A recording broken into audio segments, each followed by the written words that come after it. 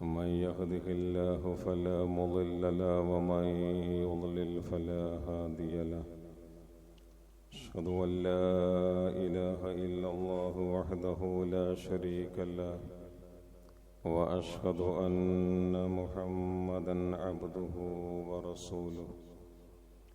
اللهم صل على محمد وعلى آل محمد كما صليت على إبراهيم وعلى آل إبراهيم وبارك على محمد وعلى آل محمد كما باركت على إبراهيم وعلى آل إبراهيم إنك حميد مجيد. أيها الناس أوصيكم وإياي بتقوى الله. يا أيها الذين آمنوا اتقوا الله حق تقاته ولا تموتن إلا وأنتم مسلمون.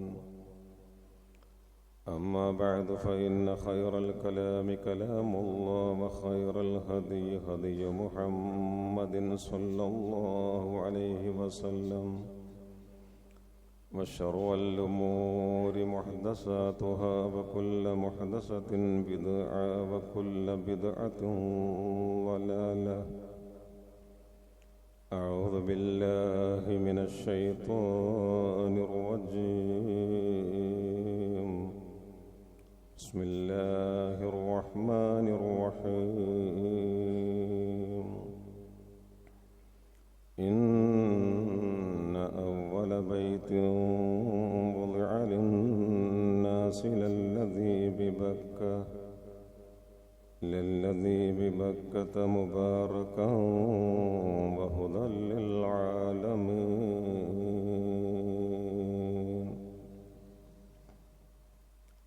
സ്നേഹമുള്ള വിശ്വാസികളെ, വിശ്വാസിനികളെ, അല്ലാഹുവെ സൂക്ഷിക്കേണ്ട വിധം സൂക്ഷിച്ചു അവൻ്റെ വിധിവിലക്കുകൾ ജീവിതത്തിൽ പാലിച്ചും തഖ്വയുള്ളവരായി ജീവിക്കാൻ പരമാവധി പരിശ്രമിക്കണമെന്ന് ആദ്യം സ്വന്തത്തോടും പിന്നെ നിങ്ങളെ എല്ലാവരോടും വസിയ്യത്ത് ചെയ്യുകയാണ്. അല്ലാഹു നാം ഏവരെയും അവൻ ഇഷ്ടപ്പെടുന്ന മുത്തഖീങ്ങളിൽ ഉൾപ്പെടുത്തുമാറാവട്ടെ. അവൻ നമുക്ക് നൽകുന്ന കാരുണ്യത്തിൻ്റെതായ ഈ മഴ വളരെ സഹായവും സന്തോഷകരവും അനുഗ്രഹവുമായ മഴയായി അവൻ നമുക്ക് ധാരാളമായി നൽകി അനുഗ്രഹിക്കുമാറാവട്ടെ. വിശുദ്ധമായ ഹറമുകൾ സ്ഥിതി ചെയ്യുന്ന മക്കയും മദീനയും ഈ ഭൂമിയിലെ ഏറ്റവും പവിത്രവും സവിശേഷവും സുരക്ഷിതവുമായ നാടുകളാണ്. ആ കാര്യത്തിൽ സത്യവിശ്വാസികൾക്ക് രണ്ട് അഭിപ്രായമില്ല. ലോകത്തെങ്ങുമുള്ള മുസ്ലിം നേതൃത്വവും വിശ്വാസികളും മക്കയും മദീനയും പവിത്രമായ സുരക്ഷിതമായ നാടുകളാണ് എന്ന ഒരേ അഭിപ്രായക്കാർ തന്നെയാണ്. എന്തുകൊണ്ടെന്നാൽ ആ വിശുദ്ധ നാടുകൾക്ക് ആദരണീയത കൽപ്പിച്ചത് അല്ലാഹു സുബ്ഹാനഹു വ തആലയാണ്. ബുഖാരിയും മുസ്ലിമും ഒക്കെ ഉദ്ധരിക്കുന്ന ഒരു ഹദീസിൽ റസൂലുള്ളാഹി സ്വല്ലല്ലാഹു അലൈഹി വസല്ലം പറയുന്നത് നമുക്ക് കാണാം. ഫഇന്ന ഹാദാ ബലദുൻ ഹറമല്ലാഹ് യൗമ ഖലഖസ് സമാവാതി വൽ അർള്. തീർച്ചയായും ഈ നാട് മക്കയാണ് ഉദ്ദേശം. ഈ നാടിനെ അല്ലാഹു പവിത്രമാക്കിയിരിക്കുന്നു എന്ന് യൗമ ഖലഖസ് സമാവാതി വൽ അർള്, ആകാശഭൂമികളെ സൃഷ്ടിച്ച ആ ദിവസം തന്നെ മക്ക പരിശുദ്ധമാണ്, മക്ക ആദരണീയമാണ്. ലോകമുണ്ടായ അന്ന് മുതൽ തന്നെ വിശുദ്ധ മക്ക പരിപാവനമാണ്. വഹുവ ഹറാമും ബി ഹുർമത്തില്ല, അള്ളാഹു നൽകിയ ഹുർമത്ത് കൊണ്ട് തന്നെ അത് ആദരണീയമായി നിലനിൽക്കുകയും ചെയ്യും. ഇലാ യൗമിൽ ഖിയാമ, അന്ത്യദിനം വരെ. ഈ ആദരണീയത വിശുദ്ധ മക്കൾക്ക് ഈ പവിത്രത മനുഷ്യൻ നൽകിയതല്ല, അള്ളാഹു നൽകിയതാണ് എന്ന് മറ്റൊരു ഹദീസിലും നബി സല്ലല്ലാഹു അലൈഹി വസല്ലം പറയുന്നതായി നമുക്ക് കാണാം. അവിടുത്തെ മുള്ള് പൊട്ടിക്കാൻ പാടില്ല, അവിടുത്തെ മൃഗങ്ങളെ ആട്ടിയോടിക്കാൻ പാടില്ല, അവിടെ വീണു കിടക്കുന്ന ഒരു വസ്തുവും എടുക്കരുത്. ആളുകളെ അറിയിക്കാൻ എന്ന ഉദ്ദേശത്തിലല്ലാതെ വീണു കിടക്കുന്ന ഒന്നും വിശുദ്ധ മക്കയിൽ നിന്ന് എടുക്കാൻ പാടില്ല. സസ്യങ്ങൾ നശിപ്പിക്കാനോ രക്തം ചിന്താനോ യുദ്ധമുണ്ടാക്കാനോ മരം മുറിക്കാനോ ഒന്നും പാടില്ലാത്ത വിധം പവിത്രമാണ് വിശുദ്ധമായ മക്ക. അതിനൊരു പ്രത്യേകത കൂടിയുണ്ട്. അവിടെയാണ് അള്ളാഹുവിൻ്റെ കഅബയുള്ളത്. നമുക്കറിയാം, ഇന്ന അവ്വല ബൈത്തിൻ വുദിഅ ലിന്നാസ്, മനുഷ്യർക്കായി ആദ്യമായി നിർമ്മിക്കപ്പെട്ട ആരാധനാലയം ലല്ലദീ ബിബക്ക, അത് സ്ഥിതി ചെയ്യുന്നത് മക്കയിലാണ്. അത് തന്നെ മക്കയുടെ വലിയ ഒരു പ്രത്യേകതയാണ്. എന്തുകൊണ്ടെന്നല്ല, കഅബ മുബാറക്കൻ, അത് വളരെ അനുഗ്രഹീതമാണ്. വഹുദല്ലിൽ ആലമീൻ, ലോകത്തെവിടെയുമുള്ള സകല ജനങ്ങൾക്കും ആ കഅബ മാർഗദർശനത്തിന്റെ ഒരു കേന്ദ്രം കൂടിയാണ്. മാർഗദർശനത്തിന് വേണ്ടി കഅബയിലേക്ക് പോകണം. അത്രമേൽ അനുഗ്രഹീതമാണ് ആ ഭവനം. അത് സ്ഥിതി ചെയ്യുന്നത് വിശുദ്ധ മക്കയിലാണ്. അതുകൊണ്ടാണല്ലോ നാം കാണുന്നു, ദിനേനെ എത്ര ആളുകളായി ഇപ്പോൾ മക്കയിലേക്ക് പോകുന്നത്. ഹിദായത്തിന് വേണ്ടിയാണ്, അള്ളാഹുവിന്റെ തൃപ്തിക്കും അള്ളാഹുവിന്റെ മഗ്ഫിറത്തിനു വേണ്ടിയാണ് പോക്ക്. അവരൊക്കെ തിരിച്ചു വരുന്നത് നമ്മൾ നേരത്തെ മനസ്സിലാക്കിയതുപോലെ, ഒരു മാതാവ് തൻ്റെ കുഞ്ഞിന് ജന്മം നൽകിയ ആ ദിനത്തിൽ ആ കുഞ്ഞ് എത്രത്തോളം പരിശുദ്ധനാണോ അത്രയും പരിശുദ്ധനായിട്ടാണ് ആ കുഞ്ഞ് തിരിച്ചു വരുന്നത് മക്കയിൽ നിന്ന്. അതാണ് മക്കയുടെ പ്രത്യേകത. ഒരു പ്രവാചകൻ ഖലീലുല്ലാഹി ഇബ്രാഹിം അലൈഹിസ്സലാം ആ മക്കയ്ക്ക് വേണ്ടി പ്രാർത്ഥിച്ചത് വിശുദ്ധ ഖുർആനിൽ നമുക്ക് കാണാം. അല്ലാഹുമ്മ ജ്അൽ ഹാദ ബലദൻ ആമീന, അല്ലാഹുവേ ഈ നാട്ടിനെ നീ നിർഭയത്വത്തിന്റെ സുരക്ഷയുടെ നാടാക്കണമേ എന്ന് നബി സല്ലല്ലാഹു അലൈഹി വസല്ലം പറയുന്നുണ്ട്. എന്നോട് കൽപ്പിച്ചത് ഇത്ര മാത്രമാ, അൻ അഅബുദ റബ്ബ ഹാദിഹിൽ ബൽദത്തിൽ ലദീ ഹറമഹ, ഈ നാടിനെ മക്കയെ വിശുദ്ധമാക്കിയ പവിത്രമാക്കിയ അതിന്റെ രക്ഷിതാവിനെ ആരാധിക്കാനാണ് അള്ളാഹു എന്നോട് കൽപ്പിച്ചത് എന്ന് റസൂലുള്ളാഹി സ്വല്ലല്ലാഹു അലൈഹി വസല്ലമയും പറയുമ്പോ ആ മക്കയുടെ പവിത്രത എത്രമാത്രമാണ്. യാഥാർത്ഥ്യം ഇതായിരിക്കെ, ആരെങ്കിലും വല്ല നേട്ടവും വിചാരിച്ച് മക്കയിലേക്ക് പോകുന്നുവെങ്കിൽ അവൻ ഈ ഭൂമിയിൽ ഏറ്റവും വലിയ വിഡ്ഢിയാണ് എന്ന് ദീനി നസീഹത്തിന്റെ പേരിൽ സംഘടിപ്പിക്കപ്പെട്ട വേദിയിൽ പറയാൻ എങ്ങനെ സാധിക്കുന്നു എന്ന വിശ്വാസികൾ ചിന്തിച്ചു പോകുന്നു. മക്കൾക്കൊരു പവിത്രതയുമില്ലേ? എന്തെങ്കിലും നന്മ വിചാരിച്ചു പോകുന്നവൻ ഭൂമിയിലെ ഏറ്റവും വലിയ വിഡ്ഢി. മക്കൾക്കും മദീനക്കും ഒന്നും ഒരു പ്രതിബദ്ധതയുമില്ല. അത്ഭുതപ്പെട്ടു പോവുകയാണ്. ദീനി ഉപദേശത്തിന്റെ പേരിൽ സംഘടിപ്പിക്കുന്ന വേദികൾ, പണ്ഡിതന്മാർ എന്ന് ഖ്യാതി നേടിയവർ പറയുന്ന വാക്കുകളിൽ വിശ്വാസി സമൂഹത്തിലുണ്ടാകുന്ന പരിക്ക് എത്ര വലുതാണ്. നമ്മൾ ആലോചിച്ചു നോക്കും. ബുഖാരിയും മുസ്ലിമും ഉദ്ധരിക്കുന്ന ഒരുപാട് ഹദീസുകൾ മക്കയുടെ പവിത്രതയെക്കുറിച്ച്, മദീനയുടെ പവിത്രതയെക്കുറിച്ച് നമുക്ക് കാണാം. നബി സല്ലല്ലാഹു അലൈഹി വസല്ലം പറയുന്നുണ്ട്, ഇബ്രാഹിം അലൈഹിസ്സലാം മക്കയെ പവിത്രമാക്കി അതിനു വേണ്ടി പ്രാർത്ഥിച്ചു. വഹറംതുൽ മദീന കമാ ഹറമ ഇബ്രാഹിം മക്ക വദഅഉതു ലഹാ. ഇബ്രാഹിം അലൈഹിസ്സലാം മക്കയെ പവിത്രമാക്കി അതിനു വേണ്ടി പ്രാർത്ഥിച്ചതുപോലെ ഞാൻ മദീനയെ പവിത്രമാക്കി അതിനു വേണ്ടി പ്രാർത്ഥിച്ചു.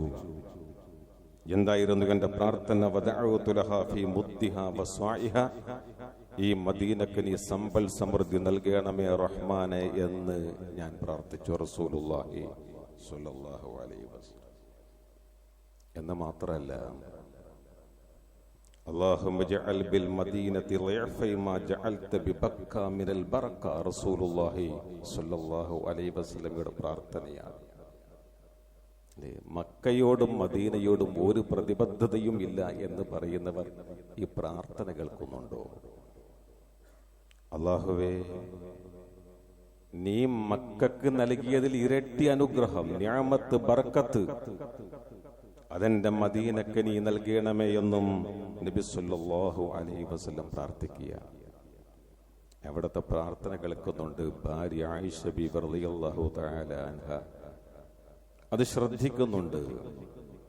ആ പ്രാർത്ഥന ഇങ്ങനെയായിരുന്നു: അല്ലാഹുമ്മ ഹബ്ബിബ് ഇലൈനൽ മദീന. അല്ലാഹുവേ, ഞങ്ങളിപ്പോൾ മദീനയിലാണ്. കുറച്ചു കാലം മക്കത്തായിരുന്നു. ഒരു നിർബന്ധിത സാഹചര്യത്തിൽ ഞങ്ങൾ ഇവിടേക്ക് വരേണ്ടി വന്നു. അള്ളാഹുവിനേറെ ഇഷ്ടപ്പെട്ട ഒരു ഭൂമി വിട്ടാ പോകുന്നത്. ആ നാട്ടുകാരെന്നെ പുറത്താക്കിയിട്ടില്ലായിരുന്നെങ്കിൽ ഞാനും ആ നാട് വിട്ട് വരില്ലായിരുന്നു. ഇപ്പം മദീനയിലാണ്. ഈ മദീനയെ ഞങ്ങൾക്ക് നീ പ്രിയങ്കരമാക്കി തരണമേ. കമാ ഹബ്ബബ്ത ഇലൈന മക്ക ഔ അശദ്ദ, മക്കയെ എത്രത്തോളം അല്ലെങ്കിൽ അതിനേക്കാൾ കൂടുതൽ, മക്കയെ എത്രത്തോളം ഞങ്ങൾക്ക് നീ പ്രിയങ്കരമാക്കി തന്നോ അതിനേക്കാൾ കൂടുതൽ മദീനയോട് ഞങ്ങൾക്ക് പ്രിയങ്കരം, മദീനയെ പ്രിയങ്കരമാക്കി തരണമേ എന്ന് റസൂലുള്ളാഹി സ്വല്ലല്ലാഹു അലൈഹി വസല്ലം. മദീനയുടെ ശ്രേഷ്ഠതയാണ്. നിങ്ങൾക്കറിയാമല്ലോ, ദജ്ജാൽ കാല് വെക്കാത്ത ഒരു ഭൂമിയും സ്ഥലവും ഭൂമിയിൽ ഉണ്ടാവില്ല എന്നാണ്. ദജ്ജാൽ കാല് വെക്കാത്ത രണ്ടേ രണ്ട് ഇടം മക്കയും മദീനയുമാണ്. അല അൻഖാബിൽ മദീന, മദീനയിലെ പ്രവേശക കവാടങ്ങളിലൊക്കെ മലായികത്തുൻ, അല്ലാഹു മലക്കുകളെ അണിനിരത്തിയിട്ടുണ്ട്. മദീനയിലേക്ക് പ്രവേശിക്കുന്ന ഏത് കവാടത്തിലും മലായികത്തിന്റെ സാന്നിധ്യമുണ്ട്. എന്തിനാ? ലാ യദ്ഖുലുഹു ത്വാഊനു വദ്ദജ്ജാൽ. ആ ഭൂമിയിൽ മദീനയിൽ പ്ലേഗ് വരില്ല, പ്ലേഗ് എന്ന രോഗം വരില്ല, ദജ്ജാലും പ്രവേശിക്കില്ല. അതാ നാട്ടിന്റെ പ്രത്യേകത.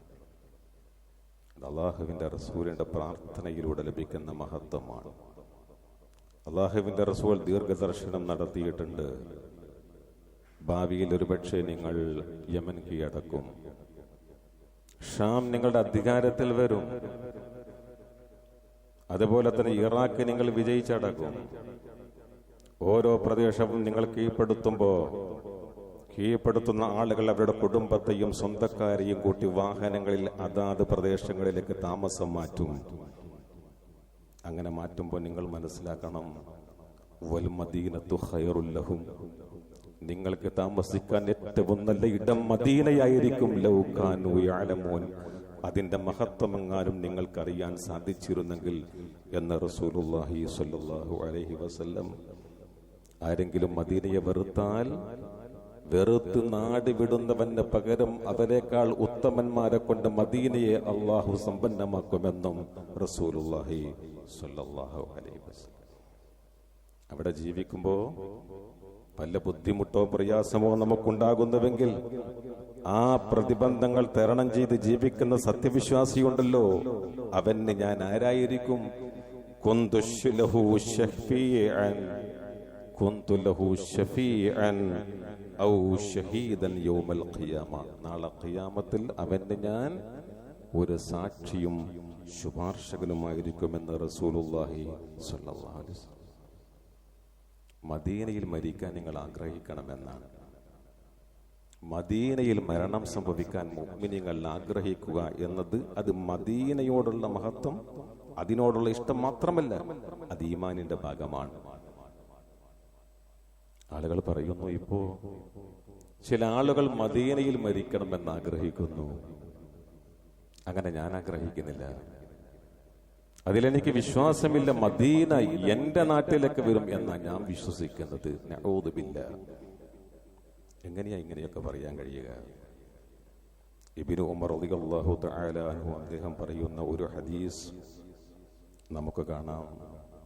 നബി സല്ലല്ലാഹു അലൈഹി വസല്ലം പറഞ്ഞു അത്രേ, മനിസ്തതാഅ യമൂത ബിൽ മദീന, നിങ്ങൾക്കാർക്കെങ്കിലും മദീനയിൽ മരിക്കാൻ സാധിക്കുമെങ്കിൽ ഫൽയമുത് ബിഹാ, നിങ്ങൾ അവിടെ തന്നെ മരിക്കണം. അതെങ്ങനെയാ? കുറെ പ്രായമൊക്കെയായി, ഇനി വല്ലാത്ത ആയുസ്സൊന്നും ഉണ്ടാവില്ല, ഇടപാടുകളും പ്രവൃത്തികളുമൊക്കെ ഏതാണ്ട് കുറയ്ക്കേണ്ടുന്ന ഒരു സമയമായി എന്നൊക്കെ ബോധ്യപ്പെടുന്ന ഒരു സന്ദർഭത്തിൽ ഇനി മദീന വിട്ട് എങ്ങോട്ടും പോകുന്നതിൽ ഇവിടെ തന്നെ ജീവിക്കുകയാണ്, ഇവിടെ മരിക്കുകയാണ് എന്നൊരാൾ തീരുമാനിച്ച് അവിടെ തന്നെ ജീവിച്ച് അവിടെ തന്നെ അദ്ദേഹത്തിന് മരിക്കാൻ സാധിക്കുമെങ്കിൽ മനസ്സിലാക്കണം, ഫഇന്നി ഉശഫിഉ ലിമൻ യമൂതു ബിഹാ, അവിടെ മരിച്ചു പോകുന്ന മനുഷ്യന് വേണ്ടി നാളെ അള്ളാഹുവിനോട് ഞാൻ ശുപാർശ ചെയ്യുമെന്നും റസൂലുള്ളാഹി സ്വല്ലല്ലാഹു അലൈഹി വസല്ലം. നമ്മൾ ആഗ്രഹിക്കണം, മദീനയിൽ മരിക്കാൻ ആഗ്രഹിക്കണം. ഒരുപക്ഷെ പോകാൻ കഴിഞ്ഞില്ല എന്ന് വന്നേക്കാം, എന്നാലും അവിടെ മരിച്ചു കിട്ടിയിരുന്നെങ്കിൽ എന്നുള്ള ആഗ്രഹം ഈമാനിന്റെ ഭാഗമാണ്. ഈ ഹദീസിനെ വിശദീകരിക്കുന്നതിന് മധ്യം നമുക്ക് വായിക്കാൻ കഴിയും. ഉമർ ഇബ്നു ഖത്താബ് റളിയല്ലാഹു തആല അൻഹു അദ്ദേഹത്തിന്റെ രണ്ട് ആഗ്രഹങ്ങൾ അദ്ദേഹം പറയുന്നുണ്ട്.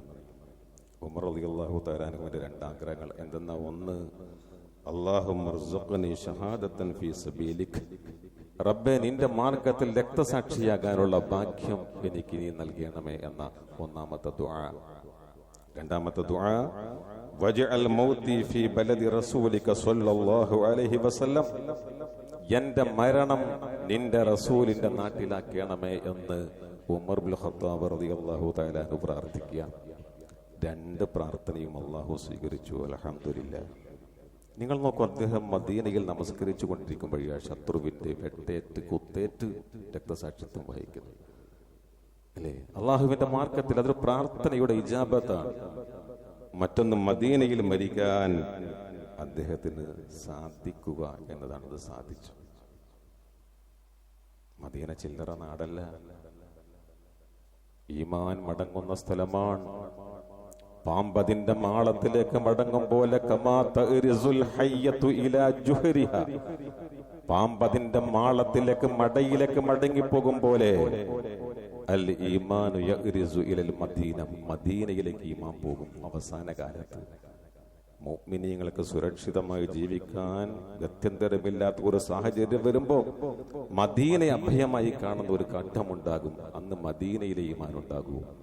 മാളത്തിലെത്തുന്ന പാമ്പ് അവിടെയാണ് എനിക്ക് തണൽ എന്ന് കരുതും പോലെ, അവിടെയാണ് എനിക്ക് നിർഭയത്വം എന്ന് കരുതും പോലെ മദീനയിലെ ഈമാൻ ഉണ്ടാകൂ എന്ന് പ്രവാചക തിരുമേനി സല്ലല്ലാഹു അലൈഹി വസല്ലമ പറഞ്ഞെങ്കിൽ അതിനോട് പ്രതിബദ്ധതയുണ്ടാകേണ്ടതുണ്ടോ? അവിടെ മരിക്കാൻ നാം കൊതിക്കേണ്ടതുണ്ടോ എന്നതാണ് പ്രധാനം. മക്കയെ മദീനയൊക്കെ വില കുറച്ച് കാട്ടുന്നവരാരാ? അതിന് മഹത്വമില്ല എന്ന് പറയുന്നവരാരാ? ഷിയാക്കളല്ലാതെ മറ്റാരാ അങ്ങനെ പറയുക? അല്ലേ?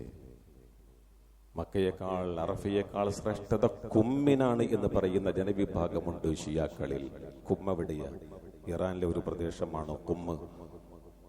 അവിടെ നിന്ന് മണ്ണെടുത്തിട്ടാണ് അള്ളാഹു ഷിയാക്കളെ സൃഷ്ടിച്ചത് എന്ന അവരുടെ വിശ്വാസം.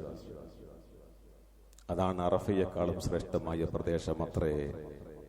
ലക്ഷക്കണക്കിന് ഹാജിമാർ ഹജ്ജ് വേളയിൽ അറഫയിൽ ഒരുമിച്ച് കൂടുമ്പോ ഷിയാക്കൾ ഇറാനിലെ കുമ്മിൽ ഒരുമിച്ച് കൂടുന്നു. അവരെ കാണുമ്പോഴാണ് അള്ളാഹുവിന് ഏറ്റവും സന്തോഷമുണ്ടാകുന്നത് എന്നും അവരെയാണ് അള്ളാഹു പുകഴ്ത്തുന്നത് എന്നും അവരെ വിശ്വാസം. അവരത്ര യഥാർത്ഥ മാതാപിതാക്കളുടെ സന്താനങ്ങൾ. മക്കയിൽ അറഫയിൽ നിൽക്കുന്നവർ അവർ പോക്കാണെന്ന വിശ്വാസം നമ്മൾ മനസ്സിലാക്കണം. അലി റളിയല്ലാഹു തആല അൻഹുവിന് അബൂബക്കർ സിദ്ദീഖ് റളിയല്ലാഹു തആല അൻഹുവിനേക്കാൾ ഉമർ ഇബ്നു ഖത്താബ് റളിയല്ലാഹു തആല അൻഹുവിനേക്കാൾ മഹത്വം നൽകുന്നു. ആരാണിവർ? വിശുദ്ധ ഖുർആൻ 6000 തവണ പാരായണം ചെയ്യുന്നതിനേക്കാൾ ശ്രേഷ്ഠത സ്വലാത്തുൽ ഫാത്തിഹ ഒരു തവണ ചൊല്ലുന്നവർക്കാണെന്ന് പറയുന്ന സമൂഹമാണ്. ഇന്നഹാ മിൻ കലാമില്ല, സ്വലാത്തുൽ ഫാത്തിഹ അള്ളാഹുവിന്റെ കലാമാണ് എന്ന് വിശ്വസിക്കണമെന്ന അതിന്റെ ആളുകൾ പറയുന്നത്. ഇമാം ബുഖാരിയിൽ ഒരു ഹദീസുണ്ട്, നിങ്ങളൊക്കെ മനസ്സിലാക്കണം. അലി റളിയല്ലാഹു തആല അൻഹുവിന്റെ മകൻ അലി റളിയല്ലാഹു തആല അൻഹുവിനോട് ചോദിക്കുന്ന ഒരു ചോദ്യമാണ് ആ ഹദീസ്. ഉപ്പയോട് ചോദിക്കുക, മകൻ അയ്യുന്നാസി ഖൈറുൻ ബഅദ റസൂലില്ലാ, അല്ലയോ പിതാവേ, അങ്ങക്ക് ശേഷം ജനങ്ങളിൽ ഏറ്റവും ശ്രേഷ്ഠർ ആരാണ്? അലി റളിയല്ലാഹു തആല അൻഹു പറയുന്നു, അബൂബക്കർ സിദ്ദീഖ്. റസൂലിന് ശേഷം ജനങ്ങളിൽ ഏറ്റവും ശ്രേഷ്ഠൻ അബൂബക്കർ റളിയല്ലാഹു തആല അൻഹു. സുമ്മ മൻ, പിന്നെ ആരാണ്? ഉമർ റളിയല്ലാഹു തആല. അലി റളിയല്ലാഹു അൻഹു മറുപടി പറയുന്നത്, ഈ മകൻ പറയാൻ, മൂന്നാമത്തത് ഞാൻ ചോദിച്ച ചോദ്യം സുമ്മ മൻ എന്നല്ല, സുമ്മ അൻത, പിന്നെ ശ്രേഷ്ഠർ നിങ്ങളല്ലേ എന്നാ ഞാൻ ചോദിച്ചത്. ചിലപ്പോ മറ്റൊരു പേര് പറഞ്ഞാലോ, അങ്ങനെ പറയണ്ടെന്ന് കരുതി സുമ്മ അന്ത, അബൂബക്കറും ഉമറും റളിയല്ലാഹു തആല അൻഹുമാ, അവർ കഴിഞ്ഞാൽ ശ്രേഷ്ഠർ നിങ്ങളല്ലേ എന്നങ്ങോട്ട് ചോദിച്ചപ്പോ അലി റളിയല്ലാഹു തആല അൻഹുവിന്റെ മറുപടി, മാ അന ഇല്ലാ റജുലുൻ മിനൽ മുസ്ലിമീൻ. മോനെ, ഞാൻ വെറും ഒരു സാധാരണ മുസ്ലിം. എന്തൊരു വിനയമാണ്, മാഷാ അല്ലാഹ്. ഞാൻ വെറും സാധാരണ ഒരു മുസ്ലിം. അത് ഉസ്മാൻ ഇബ്നു അഫ്ഫാൻ റളിയല്ലാഹു തആല അൻഹുവാണെന്ന് അലി റളിയല്ലാഹു തആല അൻഹു തന്റെ മകനോട് പറഞ്ഞത് ഇമാം ബുഖാരി ഉദ്ധരിക്കുന്നത് നാം മനസ്സിലാക്കുമ്പോൾ, എങ്ങനെ ഒരാൾക്ക് ദീനിന്റെ വേദിയിൽ അബൂബക്കർ സിദ്ദീഖ് റളിയല്ലാഹു തആല അൻഹുവിനെക്കാളും ഉമർ ഇബ്നുൽ ഖത്താബ് റളിയല്ലാഹു തആല അൻഹുവിനെക്കാളും ശ്രേഷ്ഠത അലി റളിയല്ലാഹു തആല അൻഹുവിനാണെന്ന് പറയാൻ കഴിയും? അത് ശിയാക്കളുടെ മതമാണ്. അതുകൊണ്ട് നമ്മൾ അത്ഭുതപ്പെടണം. ഈ വേദികൾ സംഘടിപ്പിക്കുന്നതാരാണ്? കേൾക്കുന്നതാരാണ്? അള്ളാഹുവിന്റെ റസൂൽ സല്ലല്ലാഹു അലൈഹി വസല്ലം പറയുന്നു, മക്കത്തിനും മദീനത്തിനും പവിത്രതയുണ്ട്. വേറെ ചിലർ പറയുന്നു ഇല്ല എന്ന്. നാം എന്താ ചെയ്യേണ്ടത്? പറയുന്നവന്റെ അഖീദയാണ് നാം പരിശോധിക്കേണ്ടത്. അവന്റെ വിശ്വാസം എന്താണ്, നിലപാട് എന്താണ്? അപ്പോഴാ അദ്ദേഹത്തെ പിൻപറ്റേണ്ടത്. അഖീദ ശരിയാകാത്തവന്റെ ചെയ്തിയോ വാക്കോ അംഗീകരിക്കുകയോ പിൻപറ്റുകയോ ചെയ്യേണ്ടുന്ന ബാധ്യത നമുക്കില്ല. പ്രമാണബദ്ധമായിരിക്കണം നമ്മുടെ നിലപാടുകൾ. ഖുർആനിനും സുന്നത്തിനും നിരക്കാത്ത ഒന്നിന്റെയും ആളുകളായി നമ്മൾ മാറിപ്പോകരുത്. ഈ നിലപാടായിരിക്കണം സത്യവിശ്വാസികൾക്ക് ഉണ്ടാകേണ്ടത്. അള്ളാഹു അനുഗ്രഹിക്കുമാറാവട്ടെ.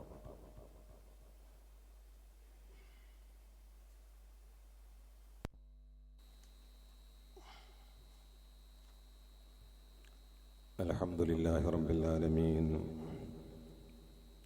വസ്സലാത്തു വസ്സലാമു അലാ റസൂലിഹിൽ അമീൻ വഅലാ ആലിഹി വസഹ്ബിഹി അജ്മഈൻ.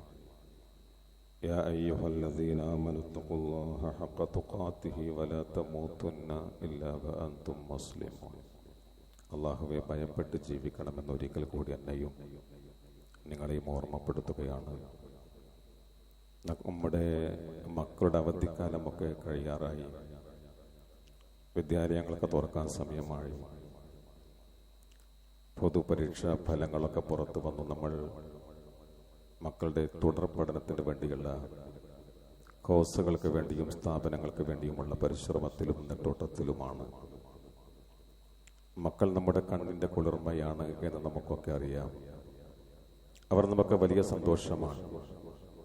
നമ്മളെപ്പോഴും പ്രാർത്ഥിക്കേണ്ടതുണ്ട്, റബ്ബനാ ഹബ് ലനാ മിൻ അസ്വാജിനാ വദുർരിയ്യാതിനാ ഖുർറത അഅ്യുൻ. അല്ലാഹുവേ, ഞങ്ങൾക്ക് ഞങ്ങളുടെ ഇണകളിൽ നിന്ന്, ഭാര്യയാകുമ്പോൾ ഭർത്താവിൽ നിന്ന്, ഭർത്താവാകുമ്പോൾ ഭാര്യയിൽ നിന്ന്, അതുപോലെ മക്കളിൽ നിന്ന് കണ്ണിന് കുളിർമ നൽകണമേ. വജഅൽനാ ലിൽ മുത്തഖീന ഇമാമ. അവരെ മുത്തഖീങ്ങൾക്ക് മുമ്പിൽ നടക്കുന്നവർ, നേതൃത്വം കൊടുക്കുന്നവരാക്കി മാറ്റണം എന്ന് കൂടിയുള്ള ബുദ്ധിമാന്മാരുടെ പ്രാർത്ഥന ഖുർആൻ എടുത്ത് പറയുന്നുണ്ട്. ഈ സന്ദർഭത്തിൽ ഓർമ്മപ്പെടുത്താനുള്ളത്, നമ്മുടെ ദുആയോട് യോജിക്കുന്ന പ്രവർത്തനങ്ങളാണ് എപ്പോഴും നമ്മുടെ ഭാഗത്ത് നിന്ന് ഉണ്ടാകേണ്ടത് എന്നാണ്. നമ്മളിപ്പോൾ അധ്വാനിച്ച് കോഴ്സുകളും കോളേജുകളും സ്ഥാപനങ്ങളും ഒക്കെ കണ്ടെത്താനുള്ള ശ്രമമാണ്. സ്ഥാപനങ്ങൾ കണ്ടെത്തുമ്പോൾ ചിലയിടത്തൊക്കെ അഡ്മിഷൻ ലഭിക്കണമെങ്കിൽ വലിയ പ്രയാസം ബുദ്ധിമുട്ടൊക്കെ ഉണ്ടാകും. പക്ഷെ അഡ്മിഷൻ ലഭിച്ച് അയക്കുന്ന നമ്മുടെ വിദ്യാർത്ഥികളുടെ ദീനും സംസ്കാരവും നഷ്ടപ്പെട്ടു പോകും വിധമുള്ള സ്ഥാപനത്തിലാകരുത് നമ്മൾ മക്കളെ അയക്കുന്നത് എന്നാണ് ഓർമ്മപ്പെടുത്താനുള്ളത്.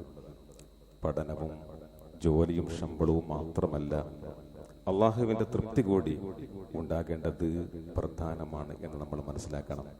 അനിയന്ത്രിതമായ ഇടപെടലുകൾ, സ്ത്രീ പുരുഷന്മാർ, ആൺകുട്ടികൾ, പെൺകുട്ടികൾ, നവലിബറൽ ആശയങ്ങൾ പ്രചരിപ്പിക്കുന്ന ഇടങ്ങൾ, ഇതൊക്കെ നമ്മൾ സൂക്ഷിക്കണം എന്നാണ് ഈ സന്ദർഭത്തിൽ ഓർമ്മപ്പെടുത്താനുള്ളത്. മനുഷ്യന് ഉപകരിക്കുന്നതൊക്കെ ഇൽമാണ്, ഇൽമെല്ലാം പഠിക്കാം. പക്ഷേ ആ ഇൽമ മനുഷ്യനും കുടുംബത്തിനും സമൂഹത്തിനും രാഷ്ട്രത്തിനുമൊക്കെ ഉപകരിക്കും വിധമുള്ള ഇൽമായിരിക്കണം. അങ്ങനെ പഠിക്കുമ്പോൾ അള്ളാഹുവിന്റെ കഴിവിനെ, ശക്തിയെ, ഇൽമിനെ, അധികാരത്തെ, യുക്തിയെ, അവന്റെ ഗാംഭീര്യത്തെ മനസ്സിലാക്കാൻ ശ്രമിക്കുമ്പോഴാണ് തെറ്റിൽ നിന്നും ധിക്കാരത്തിൽ നിന്നും നമ്മുടെ മക്കൾ പിൻവാങ്ങുന്നത് എന്ന് കൂടി നമ്മൾ മനസ്സിലാക്കണം. ആ അർത്ഥത്തിൽ മക്കൾക്ക് ശിക്ഷണവും വിദ്യാഭ്യാസവും നൽകാൻ നമ്മൾ ശ്രമിക്കുക. എപ്പോഴും മക്കളിൽ ഒരു കണ്ണ് രക്ഷിതാക്കൾക്കുണ്ടാകണം. സ്ഥാപനവുമായി, അധ്യാപകരുമായി നിരന്തരമായി ബന്ധപ്പെടണം. അറബി ഭാഷ മക്കളെ പഠിപ്പിക്കണം. അറബി ഭാഷയും ഇസ്ലാമിക വിഷയങ്ങളും പഠിപ്പിക്കാൻ നമ്മൾ പ്രേരിപ്പിക്കണം. നിങ്ങളൊരു പക്ഷേ ചോദിച്ചേക്കാം, എല്ലാ കുട്ടികളെയും അറബി ഭാഷയും ഇസ്ലാമിക വിഷയങ്ങളും പഠിപ്പിച്ചാൽ പിന്നെ മറ്റിവിടെ ആരാ ഉണ്ടാവുക? വേണ്ട, കൂട്ടത്തിൽ അതുമാവാം. അല്ലെങ്കിൽ ഒരു വീട്ടിലെ ഒരു കുട്ടിയെങ്കിലും അറബി ഭാഷ പഠിപ്പിക്കണം, ദീനി വിഷയങ്ങൾ പഠിപ്പിക്കണം. ഇപ്പോൾ അറബിയൊക്കെ സ്കൂളുകളിൽ, ഹയർ സെക്കൻഡറി, അതുപോലെ തന്നെ കോളേജുകൾ, യൂണിവേഴ്സിറ്റികളൊക്കെ പഠിപ്പിക്കുന്നുണ്ട്. അതിന് ഡിഗ്രിയുണ്ട്, PG ഉണ്ട്, PhD ഉണ്ട്. എളുപ്പത്തിൽ ജോലി കിട്ടാൻ സാധ്യതയുള്ള കോഴ്സുകളാണ്, ഗവൺമെന്റ് അംഗീകൃത കോഴ്സുകളൊക്കെ തന്നെ. അതൊക്കെ നമ്മൾ പഠിപ്പിക്കണം. ജോലി കിട്ടുക എന്ന് മാത്രമല്ല, നമ്മുടെ കുടുംബത്തിൽ ഒരു ദാഴി ഉണ്ടാകാൻ, ഒരു പ്രബോധകനുണ്ടാകാൻ, നേര് സത്യം പറയുന്ന, തിന്മ വിലക്കുന്ന ഒരാൾ ഉണ്ടാകുവാൻ കൂടി അതനിവാര്യമാണ്. അതോടൊപ്പം തന്നെ മക്കളും അവരെക്കുറിച്ച് നന്നായി ചിന്തിക്കണം. അവരുടെ ഭാവിയെക്കുറിച്ച് അവർ ഓർക്കണം. അവരുടെ മോശം പെരുമാറ്റവും അതുപോലെ തന്നെ കൂട്ടുകെട്ടും അവർ സൂക്ഷിക്കണം. നല്ലൊരു ഭാവിക്ക് വേണ്ടി കുട്ടികളും അധ്വാനിക്കണം എന്ന് അവരോടുകൂടി ഈ സന്ദർഭത്തിൽ ഓർമ്മപ്പെടുത്തുകയാണ്. അള്ളാഹു നമുക്ക് കണ്ണിന് കുളിർമയേകുന്ന മക്കളെ നൽകി അവൻ നമ്മെ അനുഗ്രഹിക്കുമാറാവട്ടെ. പലരും പ്രാർത്ഥിക്കാൻ പറഞ്ഞിട്ടുണ്ട്. അള്ളാഹുവെ, അവർക്കൊക്കെ അവരുടെ ഉദ്ദേശങ്ങൾ നീ ഹാസിലാക്കി കൊടുക്കണമേ റഹ്മാനെ. പലരും നമ്മിൽ നിന്ന് മരിച്ചു പോയിട്ടുണ്ട്. അവർക്കൊക്കെ നീ മഗ്ഫിറത്തും മർഹമത്തും നൽകണമേ റഹ്മാനെ. ഞങ്ങളുടെ പ്രിയപ്പെട്ട മാതാപിതാക്കൾ, ബന്ധപ്പെട്ടവർ, ഉറ്റവർ, ഉടയവർ, നമ്മോടൊപ്പം ഉണ്ടായിരുന്നവർ, ഞങ്ങൾക്ക് നേതൃത്വം നൽകിയവർ, എല്ലാവരുടെയും ആഖിറം നീ വെളിച്ചമാക്കി കൊടുക്കണമേ റഹ്മാനെ. ഞങ്ങളിൽ പലരും രോഗികളാണ്, നീ ശിഫ നൽകണമേ റഹ്മാനെ. ഗുരുതരമായ രോഗങ്ങൾ കൊണ്ട് പലരും പ്രയാസപ്പെടുന്നു, നീ ശിഫ നൽകണമേ റഹ്മാനെ.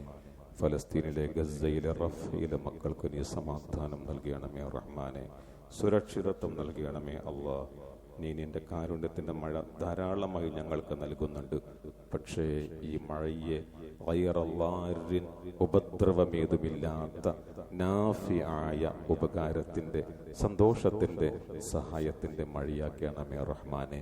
ആ വിധത്തിലുള്ള മഴ ധാരാളമായി ഞങ്ങൾക്ക് നീ നൽകണമേ റഹ്മാനെ.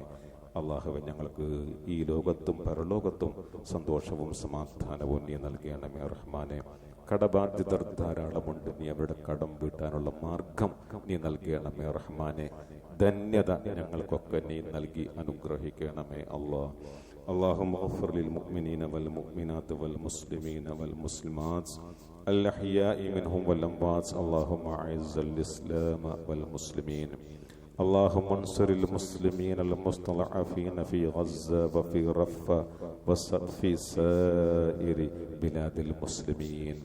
اللهم يا رب، اللهم اغثنا، اللهم صيبا نافعا يا رب العالمين. ربنا اغفر لنا ولإخواننا الذين سبقونا بالإيمان ولا تجعل في قلوبنا غلا للذين آمنوا ربنا إنك رؤوف رحيم.